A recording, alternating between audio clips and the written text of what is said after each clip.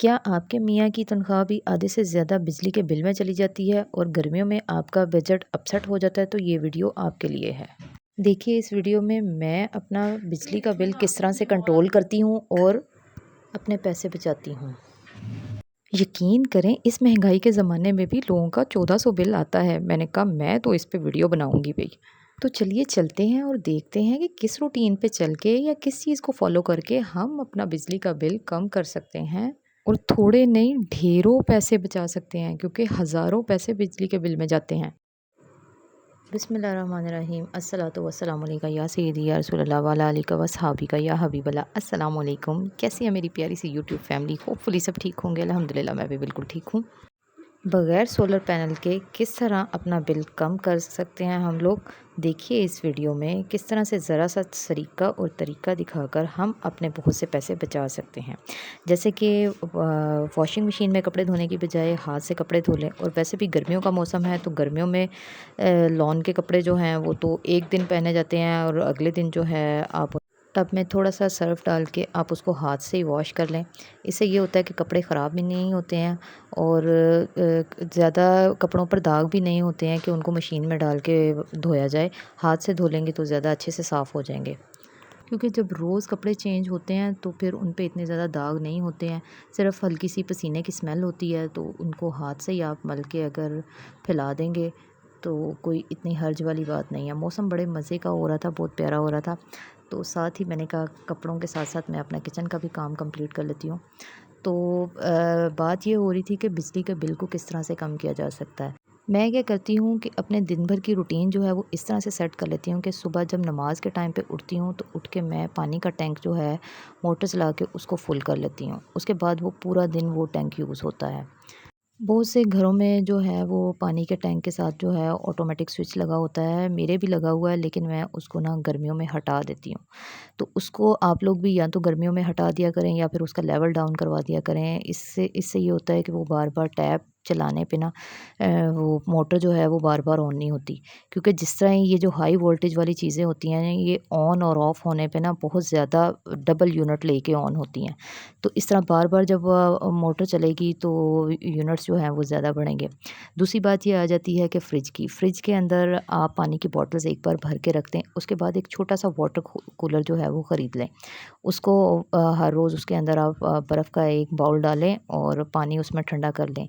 जब आप खाना या नाश्ता वग़ैरह करने के लिए बैठे तब पानी की बॉटल निकाल लें और उसको पानी की बॉटल को इस्तेमाल करें। अदरवाइज़ आप वो जो है वाटर कूलर जो है उसके अंदर पानी ठंडा कर लें, तो पानी की प्यास तो ज़ाहिर-सी बात है गर्मियों में बार-बार लगती है, तो फिर उस कूलर का इस्तेमाल करें। और दूसरी बात आ जाती है ओवन की, तो ओवन का इस्तेमाल भी जो है आप उसको कम कर दें और चूल्हे पर खाना गरम कर लें। जिस तरह कि मैंने ये चावल बनाए थे और इनको मैंने पैन में डालकर पहले मैंने इसमें सालन गरम किया है इसी पैन में, फिर उसी पैन में मैंने चावल डाले हैं और उनको गरम कर लिया। तो इससे ज़रा-सा आप अगर अपनी जान को तकलीफ़ दे दें तो आप बहुत सारे जो है ना वो पैसे अपने बचा सकती हैं। इसके बाद जी अगर हम पानी के इस्तेमाल की बात करें तो कपड़े धोने के लिए भी पानी इस्तेमाल होना है, बर्तन धोने के लिए भी पानी इस्तेमाल होना है। तो कोशिश ये करें कि जब आप बर्तन धो रही हैं तो टैप जो है ना उसको आप हल्का खोलें, बहुत ज़्यादा तेज़ टैप चलाकर बर्तन ना धोएं। हल्की टैप से, इससे पानी का ज़िया जो है ना वो कम होगा। या फिर आप ये भी कर सकते हैं कि एक बड़े बर्तन में पानी भर लें और उसमें से पानी ले लेके आप बर्तन धो लें। ये भी एक बहुत अच्छा तरीका है। फिर तीसरी बात आ जाती है जी आयरन की। आयरन जो है ये भी बहुत ज़्यादा हाई वोल्टेज लेती है, तो कोशिश करें अगर आपके गैस है तो गैस वाली इस्त्री इस्तेमाल करें और कोशिश किया करें कि एक ही बार कपड़े जो हैं वो प्रेस करके रख लें। और महीने के एंड वाले दिनों में ना ये आयरन वगैरह का इस्तेमाल जो है इसको कम करें, क्योंकि सम टाइम मंथ एंड पे जो मीटर की रीडिंग होनी होती है वो कम दिनों पे हो जाती है और सम टाइम ज़्यादा दिनों पे होती है। तो अगर आपकी ज़्यादा दिनों पे रीडिंग हुई तो आपका जो यूनिट जो है वो ज़्यादा यूनिट लेवल बढ़ जाएगा और आपका बिल जो है वो ऑटोमेटिकली डबल हो जाएगा। दूसरा ये है कि जैसा कि अब गर्मियों की छुट्टियां चल रही हैं और बच्चे घर पर ही हैं और बच्चे तो आपको पता है कि किसी किस्म की केयर नहीं करते। एक्स्ट्रा लाइट्स और पंखे वगैरह जो हैं वो ऑन रहते हैं, तो बच्चों को भी थोड़ा सा समझाएं। कोशिश करें कि सब लोग एक रूम में बैठें, एक फ़ैन यूज़ करें।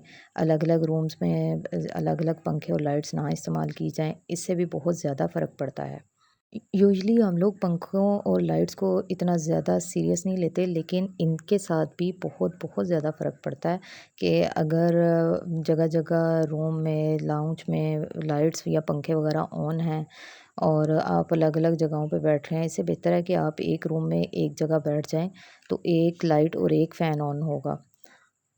अब एक बात जो कि बहुत ज़्यादा मेन है कि 7 बजे से लेके 11 बजे तक जो है वो यूनिट जो है डबल हो जाता है।